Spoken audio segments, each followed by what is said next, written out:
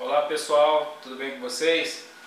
Estamos aqui mais uma vez para fazermos uma pequena palestra com a temática Trabalho e Capacitação.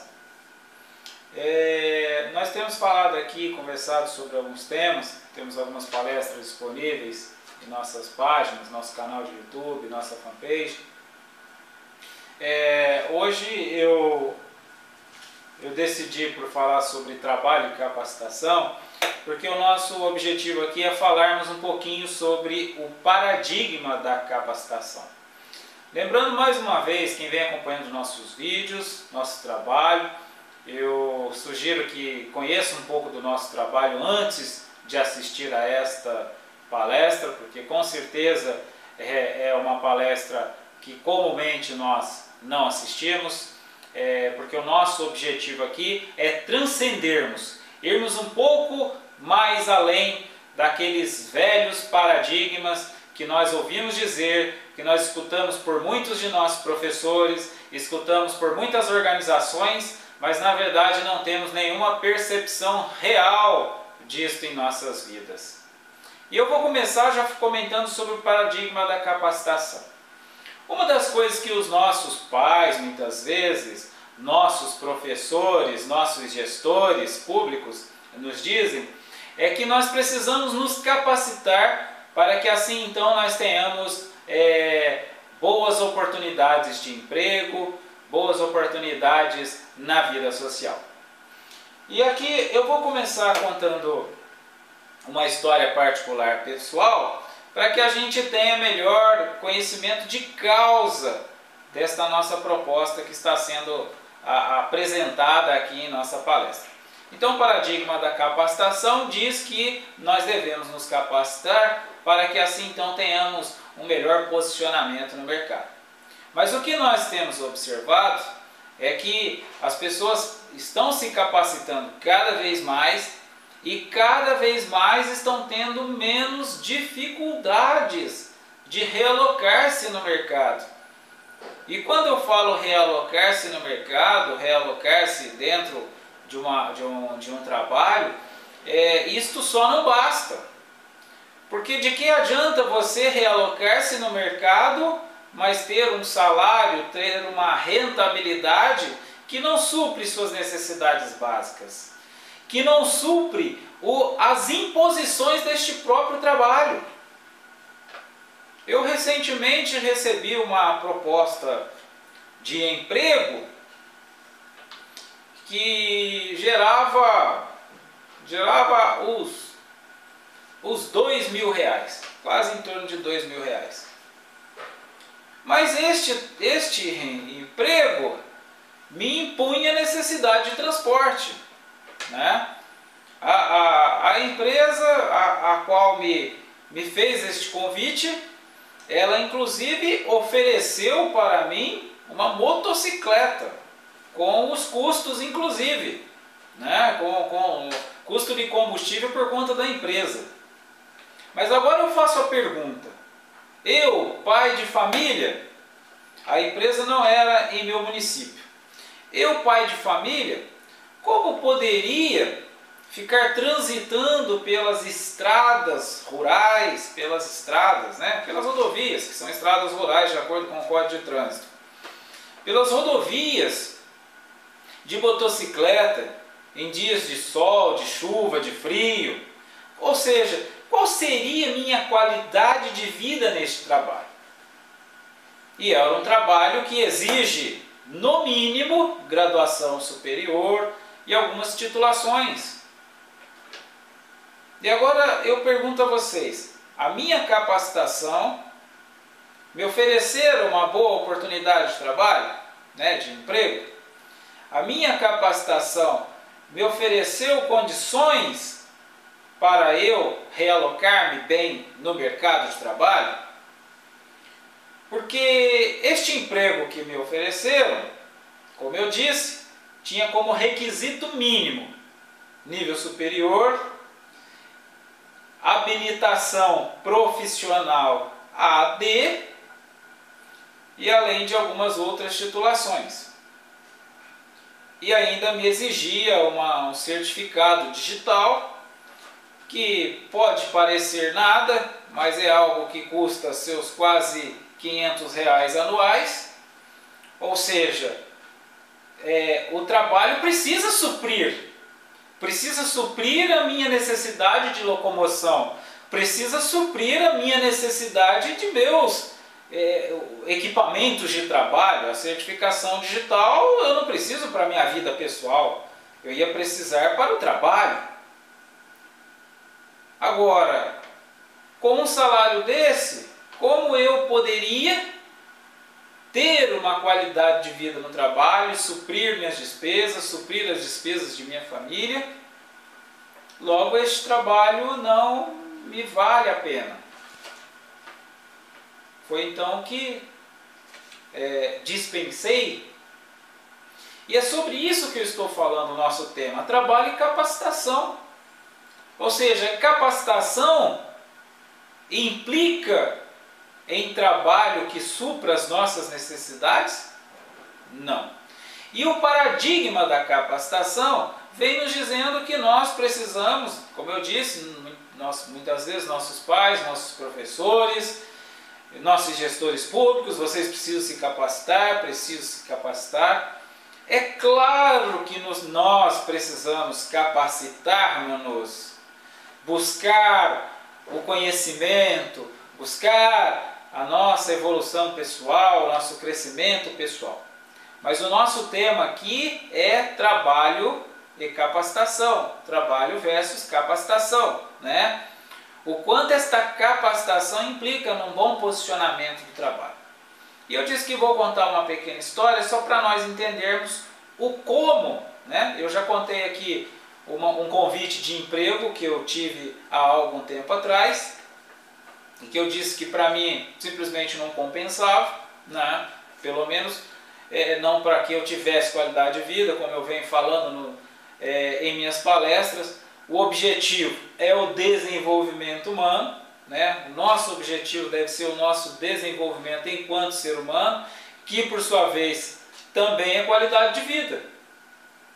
E qualidade de vida também diante do nosso trabalho. Então, se o nosso trabalho não nos oferece qualidade de vida, logo este trabalho não colabora com o meu desenvolvimento humano. Muitas vezes é este trabalho quem vai deteriorar o meu desenvolvimento humano, que vai impedir o meu desenvolvimento humano, quando não até mesmo me gerar problemáticas em meu processo de desenvolvimento humano, aonde eu estou falando das depressões, de dificuldades conjugais, de relacionamento no tocante a filhos, porque tudo é contextualizado. Uma vez que eu passo o dia todo ausente de casa, né, quem acompanha este processo educacional do meu filho? Então, muitas vezes eu estou trabalhando durante o dia todo, desde 6 horas da manhã até as 18 horas. Quando eu dou por conta, o meu filho já enveredou pelas drogas, já enveredou em algumas problemáticas. Por quê? Porque por conta do meu trabalho eu não consegui fazer um acompanhamento no processo educacional de meus filhos. Então, nós precisamos compreender o papel do trabalho em nossas vidas. Que, como eu tenho falado por vezes, acima de tudo, é colaborar com o nosso processo, com o nosso desenvolvimento humano. E se o trabalho não nos gera esta possibilidade, logo é um trabalho que não nos serve. Voltando a falar um pouco da minha experiência pessoal, eu vou começar por uma trajetória básica. Em meados de 1994, foi quando eu fiz o meu primeiro contato com a tecnologia, com o computador. Naquela época, estava-se falando que o computador era o futuro. O computador era o futuro. Então, o Centro de Educação Tecnológica do Estado de São Paulo oferecera um curso de microinformática básica. E eu fui um dos inscritos, era um processo seletivo. E eu fui um dos selecionados para participar deste curso. E este curso foi um curso excelente, maravilhoso, de excelentes professores, de uma grade curricular maravilhosa. O curso fora basicamente dividido em uma parte teórica, em uma parte prática, e a parte prática dividida em duas formas. A parte teórica do curso era toda uma estrutura teórica, toda uma estrutura histórica, toda uma estrutura psicológica, relacional, comportamental, enfim, das questões profissionais do ser humano. E a segunda parte do curso, que fora dividida em duas partes, a segunda parte prática, dividida em sistema operacional de linhas de comando e sistema operacional em interfaces gráficas. Ou seja, a gente trabalharia e estudaria primeiro o DOS, que na época o sistema operacional em disco, DOS, que era o sistema que nós só trabalhávamos por linhas de comando, né? Quem não sabe, não conhece este termo, quando o computador era a tela preta, né? Ou seja, você só escrevia, né? Escrevia e dava enter, escrevia e dava enter, né? Dava as linhas de comando, MD, espaço, paste, né? Making directory, faça uma pasta, né? Criamos uma pastinha de nome pasta, né? CD, barra invertida, e enter, né? Saímos da pasta, enfim, o sistema operacional em disco, né? Era um modo de trabalhar muito virtual, muito imaginário. Mas o curso consistia nessa parte, porque o DOS naquela época ainda era trabalhado por muitos sistemas corporativos, muitas empresas possuíam seus sistemas geridos pelo sistema operacional disco e DOS. Mas a segunda parte do curso consistia no ambiente virtual, numa interface gráfica, né?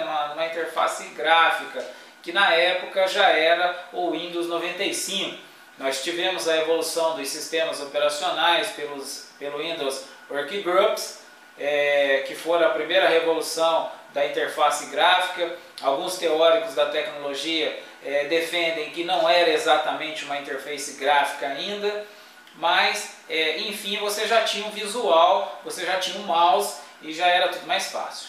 E aí depois do Workgroups, o Windows 3.11, enfim, aí nós tivemos o Windows 95, que foi a grande revolução da computação de interface gráfica, e o sistema operacional Windows 95 então era para nós a grande coisa, a grande revolução, porque agora o computador poderia ser aprendido de modo intuitivo, um conceito tão comum e corriqueiro hoje nos smarts. As crianças aprendem de modo intuitivo, mas naquela época era algo que se tornou um grande diferencial, né? O Windows 95, sistema operacional de ambiente gráfico, era aquilo que iria trabalhar de modo intuitivo e gerar infinitas possibilidades de desenvolvimento computacional. E eu fiz este curso então. Observe que para a época era um grande curso, me deu uma grande bagagem, mas isto não me alocou no mercado de trabalho. Pelo menos não na área computacional. Passado algum tempo, o Instituto de Educação, o Instituto de Ensino, abrira um concurso entre 400 inscritos. Eu fui classificado em 23º para 40 vagas, uma faixa de mais ou menos 10 candidatos por vaga. Eu fora classificado em 23º, fiquei dentro das 40 vagas e fiz este curso neste Instituto de Ensino, que por sua vez também não me realoquei no mercado. Depois eu fui fazer um curso técnico, em informática, e neste processo, era um concurso também, né, um processo seletivo, um concurso, neste concurso tivera 178 inscritos. Eu fiquei à frente de 172 inscritos, classificando-me na 6ª colocação. Observe que dentre 178 inscritos, eu tive a 6ª classificação. Foi uma boa classificação, mas que por sua vez também não implicou numa colocação profissional do mercado. E aqui eu quero contar uma parte dessa história, desta época de técnico, para nós entendermos um pouco sobre o tema. O colega que havia ficado na minha frente, que havia ficado em 5º, fora trabalhar num organismo. E aí eu soube que este organismo queria contratar um técnico, né? Eu já era formado no Centro de Educação Tecnológica, Informática, e, como eu falei, em meados de 1994. Então me apresentei neste organismo para poder trabalhar. Foi aí que eu descobri que um colega trabalhava lá, que havia inclusive ficado em minha frente. Mas quando eu fui entender o contexto, a proposta na época era de pagar o equivalente a meio salário mínimo para trabalhar em período integral. Então observe que eu estou dizendo que eu fora aprovado, fora classificado, isso me ensejou a oportunidade de uma classificação de trabalho no organismo, mas a oferta de salário, a oferta de remuneração era equivalente a meio salário mínimo, né, para trabalhar num período integral. Com o passar do tempo, então, eu fui, por sua vez, fiz agora neste quesito, uma graduação em tecnologia, em TI, e que neste processo seletivo tivera quase 400 inscritos. Que por sua vez eu fiquei em 52º, e desta vez era 80 vagas. E a situação, a mesma, ou seja, isto não me gerou uma boa alocação no mercado de trabalho. E que aí eu soubera de uma vaga numa empresa, num organismo, e quando eu fui até este organismo, descobri que era um colega que havia estudado comigo num outro instituto, que havia classificado comigo, né? E ele estava saindo exatamente porque o que ele ganhava naquele organismo era equivalente a meio salário mínimo. Observe que talvez alguém se pergunte, não, mas a lei diz que então, a lei diz e a realidade diz outra coisa. A lei é a teoria, a letra escrita no papel. A prática é o mundo real, a oportunidade de emprego, o qual eu volto e meia repito aqui, que não tem qualquer relação com a oportunidade de trabalho. E é exatamente, de certo modo, é isto que eu estou apontando. Não estou apontando pela problemática do emprego, que tem se escasseado, que tem sido de baixos salários. Quando encontro este emprego, tem sido de baixo salário.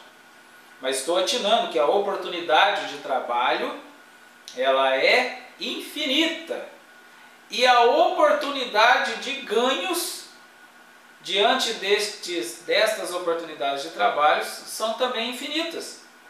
Por isso eu volto e meia cito grandes empreendedores, né?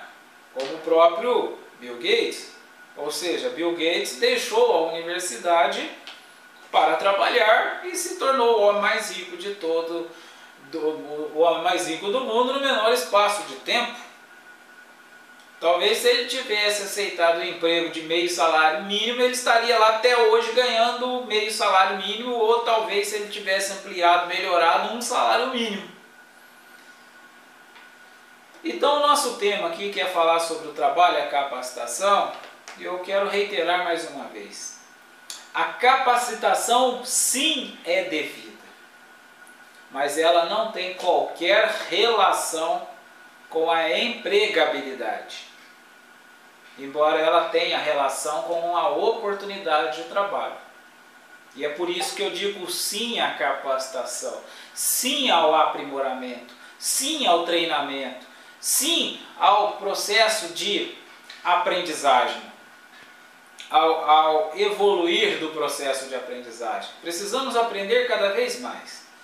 Mas aqui eu estou atinando que mais do que aprender técnicas de realizações de atividades profissionais, é desenvolvermos o saber profissional para que tenhamos condições de aplicar estas técnicas, para que estas técnicas se concretizem em resultados reais para a minha vida e não seja apenas uma titulação, um diploma, que está à mercê de uma oferta de emprego, que quando chegada é o piso, é o mínimo, é irrisória, não supre os próprios custos de locomoção até este emprego. Então é este saber que nós objetivamos aqui em nossa palestra. O saber de que o trabalho sim gera resultados para nós, mas que o emprego não tem relação com a capacitação. E que eu também posso, estando empregado, aprimorar-me e capacitar-me e trabalhar melhor dentro deste meu emprego. É aí que nós começamos a falar do empreendedorismo pessoal, do empreender dentro de meu próprio emprego, do somatizar diante daquela empresa a qual eu faço parte. Observe que eu sempre atino pelo aspecto da união, nunca da postura antagônica, nunca de assumirmos antagonismos diante daqueles que irão prover os nossos meios de subsistência. Como eu posso assumir a empresa a qual eu faço parte como um elemento antagônico? Se eu sou aquela empresa também, implica que eu estou contra eu mesmo. Eu estou dando tiro no pé. Então, uma vez que eu faço parte da empresa, eu preciso empreender o melhor dentro daquela empresa. Mas eu preciso compreender que quando a empresa não me quer ou não quer me valorizar, preciso eu me valorizar. Preciso eu valorizar-me para que as empresas também me valorizem. E por isso o nosso tema, trabalho e capacitação. Não ficarmos presos ao paradigma de que capacitação implicará em sucessos, em melhores resultados financeiros, em melhores salários, que eu estou afirmando que não implica. E estou pegando a minha experiência pessoal e provando que não implica.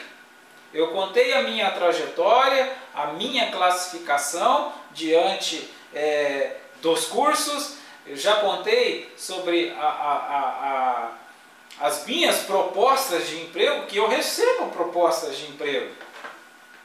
Volta e meia.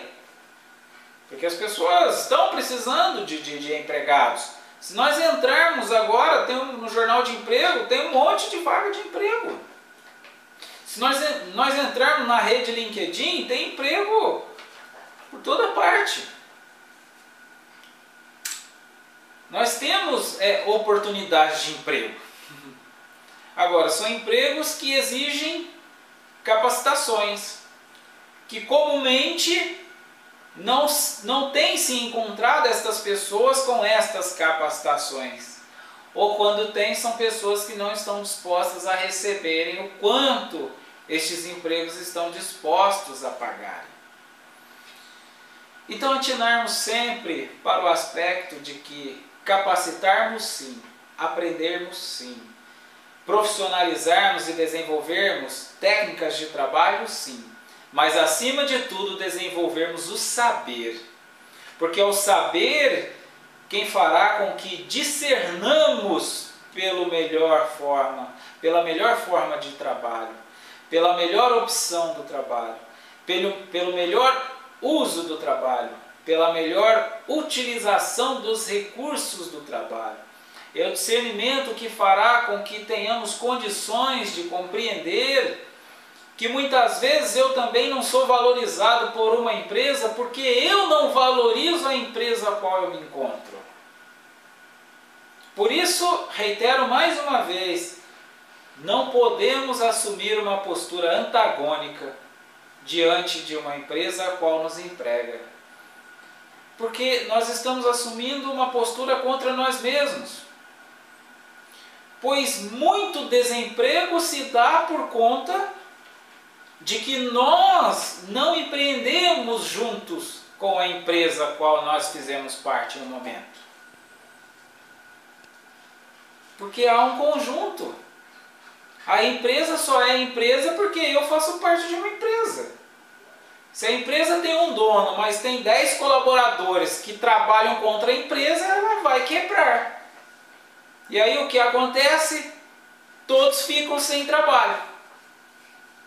Então é importante ter esta concepção de união de empresa, de que se eu faço parte de uma empresa, eu preciso compreender que eu sou também o empresário desta empresa.